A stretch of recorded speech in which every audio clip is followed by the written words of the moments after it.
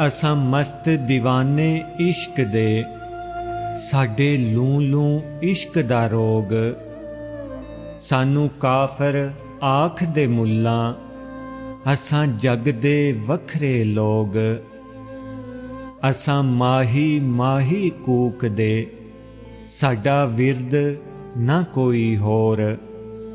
साडा वजद इबादत यार दी, साडे गल विच इश्क दा जोग।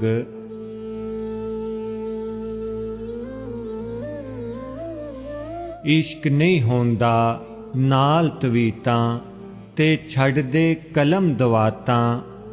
इश्क जिन्हां दे हड्डी रचिया, ओ नहीं पुछदे जातां। मन होवे जे काले ते, की करना गोरे रंग नूं। यार दा जेड़ा मुल न पावे, चुल्ले पाओ ऐसे संग नूं।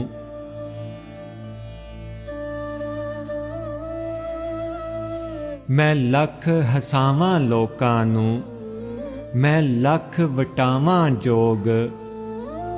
मेरा अंग अंग चीखां मारदा, मैनू अंदरों खा गए सोग। मैं 4 जमातां की पढ़ियां, मैनू ताने मारन लोग। मेरा तन मन रोगी यार दा, मेरे जग तू वखरे रोग।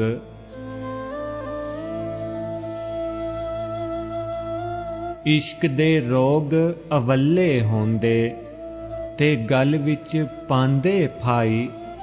ओ की जानन रोग दिलां दे, कोल जिन्हां दे माही।